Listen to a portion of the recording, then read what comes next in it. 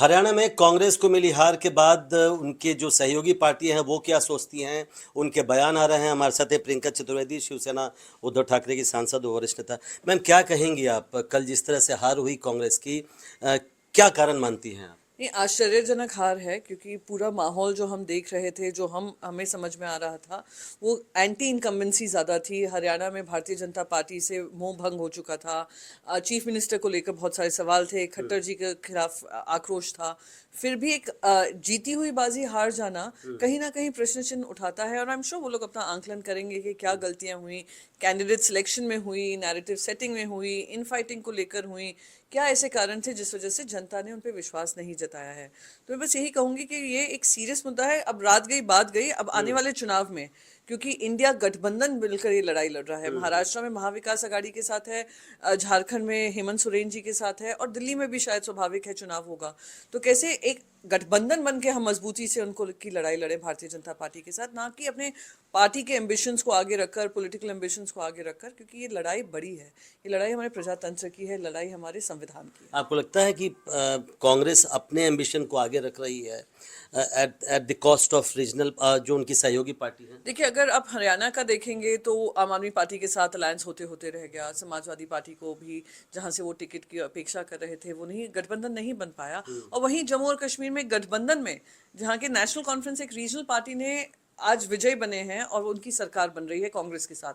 तो ये बहुत साफ संदेश जा रहा है हरियाणा से कि आप कहीं ना कहीं कुछ कमियां हो रही हैं, जहां पे आपको पुख्ता तरीके से, मजबूती तरीके से, अगर अलायंस आपको बेनिफिट करता है, उस अलायंस के साथ आप बने और आगे बढ़े। तो बस यही है कि आई एम श्योर वो लोग ये आंकलन करेंगे और आत्मचिंतन होगा। नहीं, सामना में लिखा गया है कि ओवर कॉन्फिडेंस भी कांग्रेस को ले डूबा। आपको लगता है कि ओवर कॉन्फिडेंस था और इसका इसका आगे वाले राज्यों में होना चाहिए? वही ओवर कॉन्फिडेंस में, इसीलिए मैंने कहा ना, आम आदमी पार्टी के साथ अलायंस होते होते रह गया। अगर आप उनके लूजिंग मार्जिन देखेंगे, उसमें आपने कांग्रेस पार्टी के ही वोट स्प्लिट किए हैं। तो आप अगर ये गठबंधन में लड़ लेते तो शायद आप ये जीत जाते। बाद में मैं यही कहूंगी कि हमारी लड़ाई बड़ी है, हमारी पर्सनल एम्बिशंस और पॉलिटिकल एम्बिशन से बड़ी है।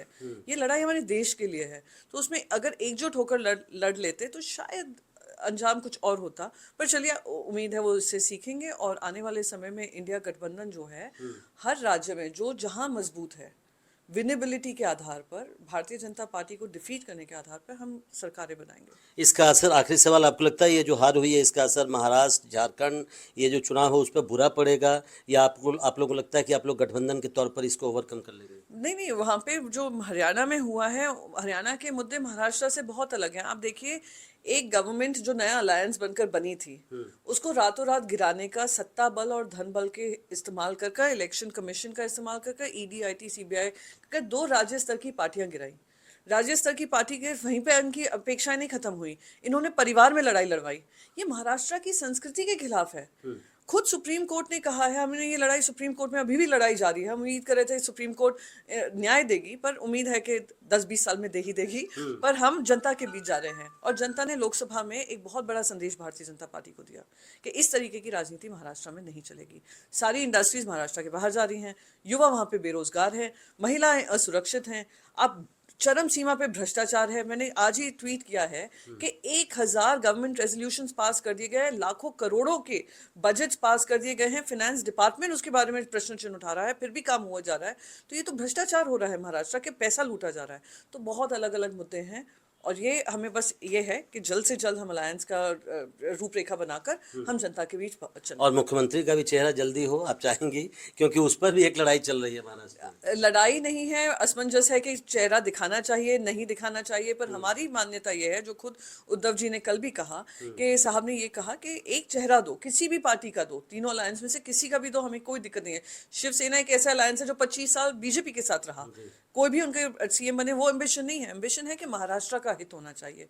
और आपस ही ये स्ट्राइक रेट को लेकर, इस बात को लेकर जो हमने भारतीय जनता पार्टी के साथ भुगता है कि इंडिपेंडेंट खड़ा कर हमारा स्ट्राइक रेट कम करने की कोशिश करते थे, ये स्थिति ना आए, उत्पन्न हो, ये हमने मांग की है। बहुत बहुत शुक्रिया। तो कांग्रेस पार्टी हरियाणा के परिणाम से कुछ सीखेगी, और जो आने वाले चुनाव हैं उस पर अब ध्यान देने की ज़रूरत है, ये कहना है प्रियंका चतुर्वेदी का। नई दिल्ली से प्रशांत, एनडीटीवी इंडिया।